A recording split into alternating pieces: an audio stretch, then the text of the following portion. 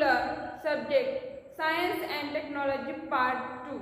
Chapter number 9, Environmental Management, पर्यावरणीय व्यवस्थापन. Children, today we will discuss necessity of solid waste management. म्हणजेच काय तर घनकचरा व्यवस्थापनाची आवश्यकता. ठीक आहे. सॉलिड वेस्ट मॅनेजमेंट म्हणजे घनकचरा व्यवस्थापनाची आवश्यकता का आहे हे आपल्याला आज अभ्यासायचं आहे. पाठीमागच्या तासाला आपण घनकचरा म्हणजे काय या विषय बघितलं होतं. तर बघा आज बघूया पेज नंबर 102.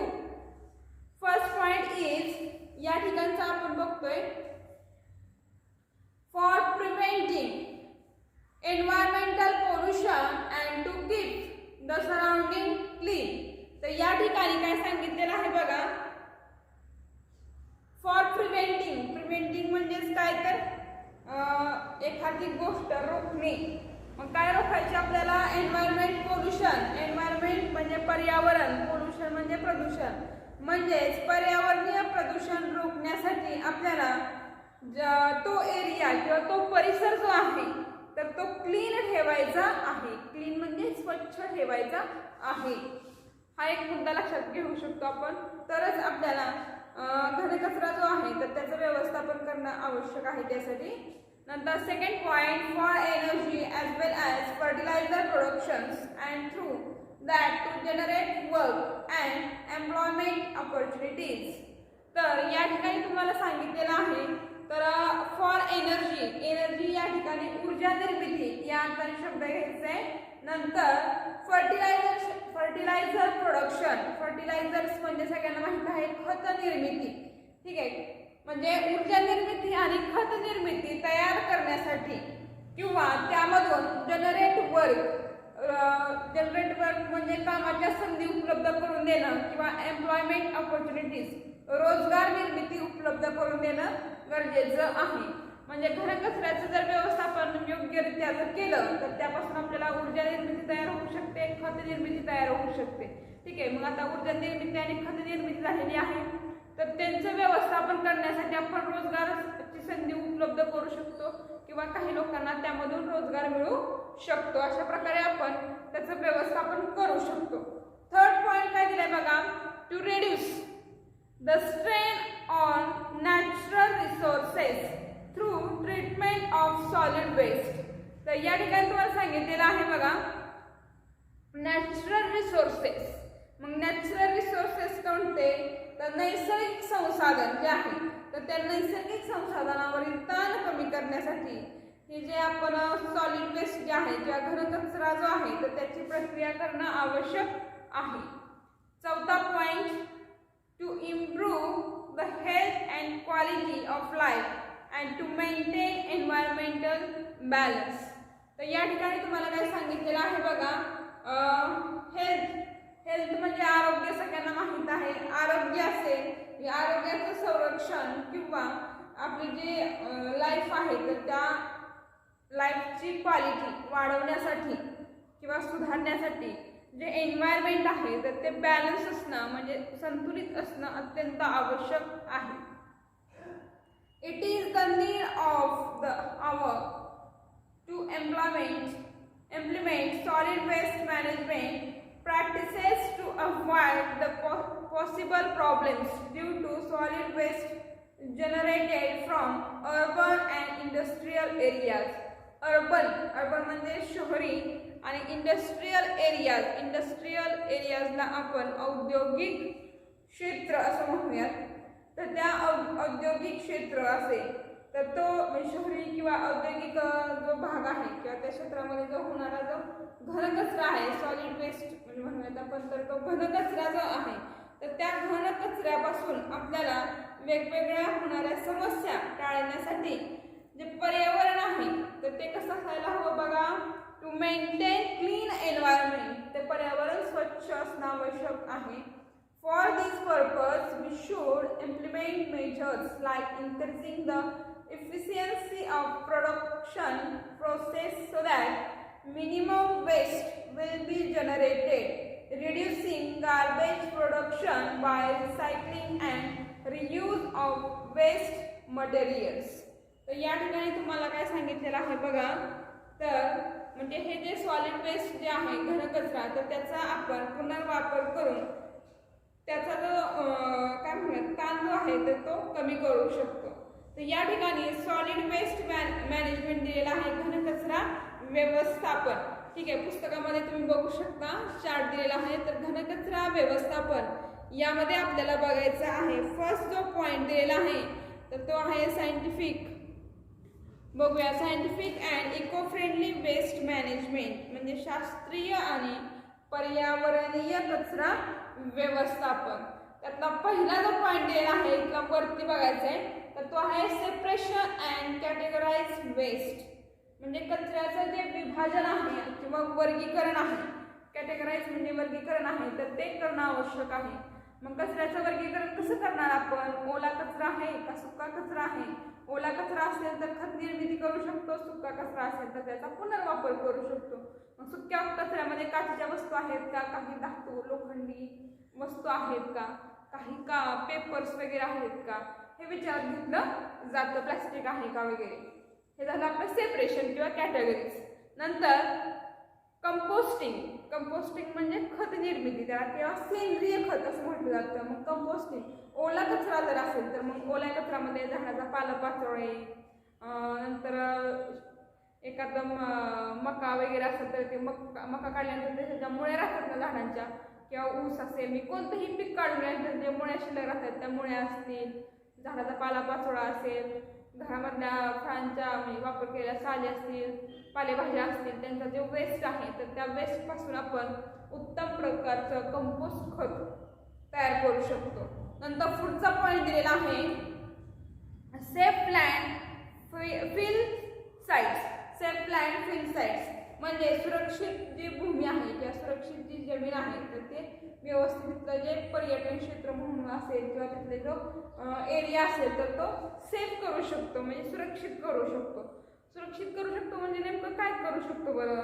तर तो ज्या ठिकाणी तुम्ही घनकचरा जो आहे कचरा घेऊन टाकताय तर त्या ठिकाणच्या कचऱ्याची योग्य विल्हेवाट लावल्यामुळे तिथली जी जमीन आहे किंवा तिथली जी लँड आहे तर ती कशी राहील? सेफ राहील. कारण समजा एक चौरस आपण एरिया घेतला किंवा एक एवढ्या भागामध्ये आपल्या समजा एखाद्या गावाच्या एवढ्या भागामध्ये आपण जर कचरा टाकत असलो, कसाही नेऊन टाकलो तर या कचऱ्याची जी जमीन आहे तर ती खराब होते. ठीक आहे, घनकचऱ्यामुळे.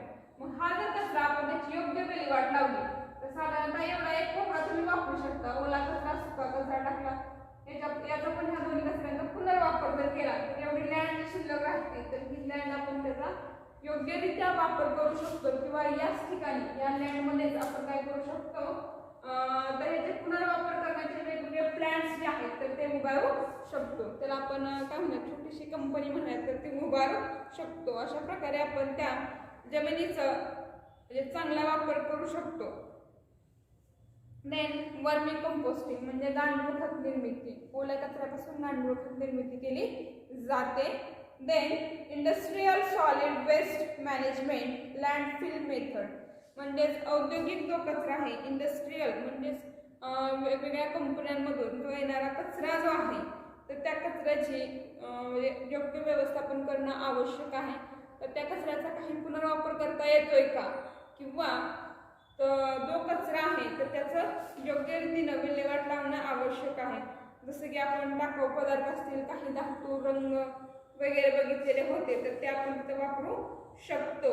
नंतर pyrolysis energy production by burning of waste high temperature, for example biogas and bio electricity. म्हणजे पायरोलिसमध्ये उच्च प्रतीचं जे म्हणजे हाय टेम्परेचरला आपण त्या कचऱ्याचं काय करतो बर्निंग किंवा ज्वलन करू शकतो. आणि हे ज्वलन केल्यामुळे आपल्याला त्यापासून बायोगॅस निर्मिती करू शकता किंवा बायो इलेक्ट्रिसिटी म्हणजेच त्याला विद्युत ऊर्जा जी म्हणतो तर ती तयार करू शकतो.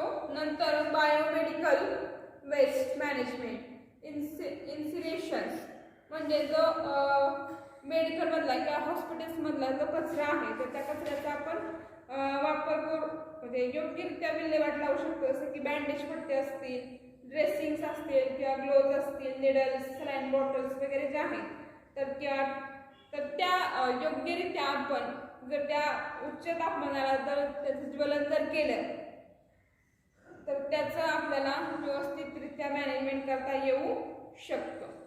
ठीक आहे. आता आपल्याला पुढचं बघायचं आहे point principle of solid waste management. तर आपल्याला घनकचरा व्यवस्थापनाची तत्व अभ्यासायची आहे.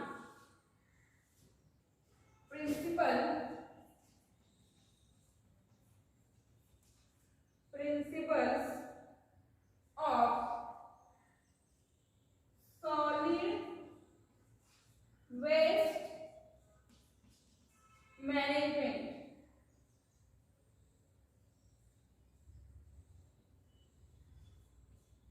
ठीक आहे. म्हणजेच आपल्याला कचरा व्यवस्थापनाची तत्व, कचरा व्यवस्थापनाची तत्वे अभ्यासायची आहे. त्यातला फर्स्ट जो आहे तर तो बघूयात आहे रियूज. रियूजला पुनर्वापर म्हटलं जातं. तर पुनर्वापर करता येणाऱ्या गोष्टी बघा कोणत्या आहेत.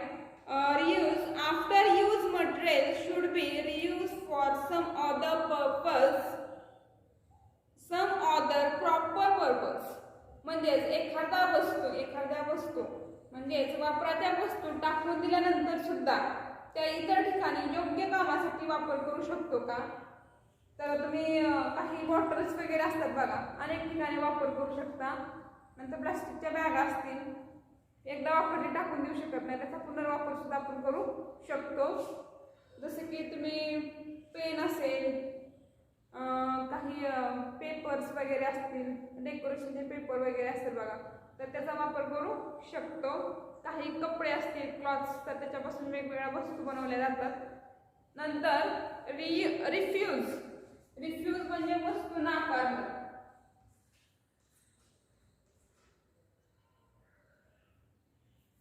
रिफ्यूज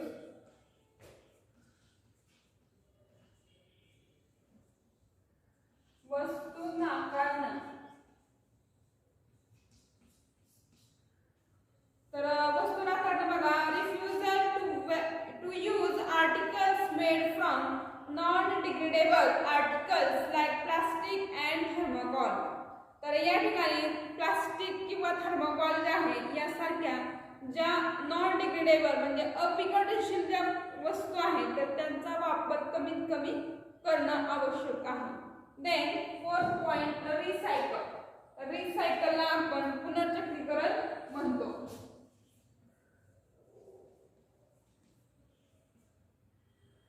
तर रिसायकल मध्ये बघा पुनर्चक्रीकरण.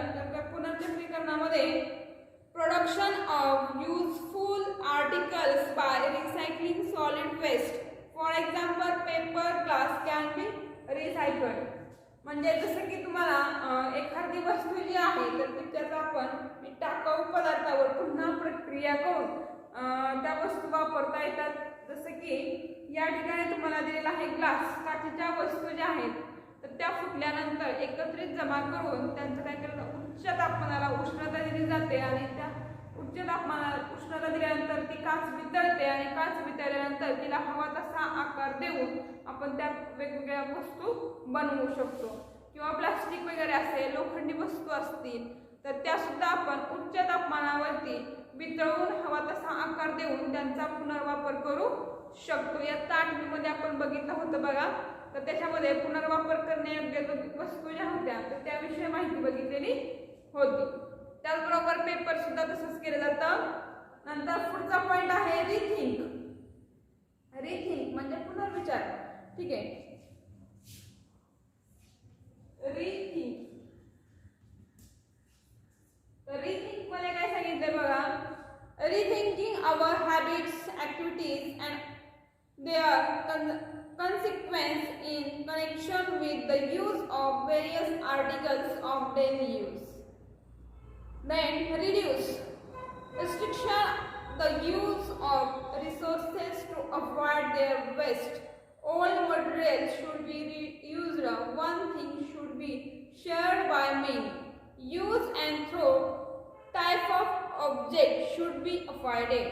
तर या ठिकाणी रेड्यूसमध्ये म्हणजे कमीत कमी वापर करणे. तर त्या रेड्यूसमध्ये आपल्याला काय सांगितलेलं आहे बघा.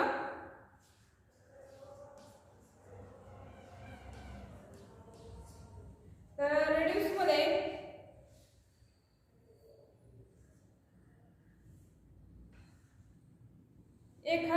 एखादी साधन संपत्ती आपण म्हणूयात किंवा नॅचरल म्हणून एखादी रिसोर्स जो आहे तर तो वाया जाऊ नये म्हणून त्या वस्तूंचा पुनर्वापर करणं आवश्यक आहे. मग पुनर्वापरामध्ये तुम्ही बघू शकता जसं की आता मी उदाहरण दिलं होतं तुम्हाला, कपडे असतील, प्लास्टिकच्या बॅगा असतील किंवा कापडी बॅगा असतील, अनेक ठिकाणी त्यांचा वापर करू शकतो. शक्यतो यूज अँड थ्रोच्या ज्या गोष्टी असतात ना तर त्या यूज अँड थ्रोच्या गोष्टी त्यांचा वापर करणं टाळायचं आहे. कारण यूज अँड थ्रोच्या गोष्टी आपण एकदाच वापरतो आणि टाकून दिल्यामुळे त्याचा घनकचरा जास्त होतो आणि घनकचरा जास्त झाल्यामुळे त्याचं योग्यरित्या विल्हेवाट लावणं जरा कठीण होतं. त्याच्यामुळे ज्या वस्तू जास्तीत जास्त वापर करता येतील त्या वापरणं आवश्यक आहे. नंतर रिसर्च म्हणजे संशोधन. मग या संशोधनामध्ये काय सांगितलं बघा, conducting research related to reuse of materials that are temporary out of use. म्हणजे तात्पुरता आपण जे टाकाऊ पदार्थ आहेत तर त्याची विल्हेवाट लावू शकतो, पण परंतु त्यांच्या कायमस्वरूपी कशी त्याची विल्हेवाट लावता येईल किंवा त्याचा पुनर्वापर कसा करता येईल यासंबंधी संशोधन करणं अत्यंत आवश्यक आहे. नंतर रेग्युलेशन अँड पब्लिक अवेअरनेस म्हणजे काही नियम रूल्स तिथं असणं आवश्यक आहे किंवा पब्लिक अवेअरनेस म्हणजे जनजागृती करणं अत्यंत गरजेचं आहे. जसं की प्लास्टिकचा कचरा, प्लास्टिकच्या वस्तू कमीत कमी वापर करणं म्हणजे following the laws and rules related to waste management and motivating other to do the same. इथंपर्यंत सगळ्यांच्या लक्षात आलेलं आहे. म्हणजे घनकचरा व्यवस्थापनामध्ये जसं की तुम्ही काही चॉकलेट्स असतील चॉकलेटचा खाल्ल्यानंतर जो कागद राहतो तो असेल किंवा wrapping of chocolates, plastics, ice creams या सगळ्या ज्या वस्तू आहेत तर त्या वस्तू आपण योग्य ठिकाणी टाकल्या आहेत. नाही तर तुम्ही चॉकलेट खाताय आणि वर्गातच टाकून देताय, असं करायला नकोय. किंवा आईस्क्रीम खाल्ल्याने त्याचा जो वेस्ट पार्ट राहिलेला आहे तर तो व्यवस्थित त्या कचरा कुंड्यांमध्ये टाकणं आवश्यक आहे.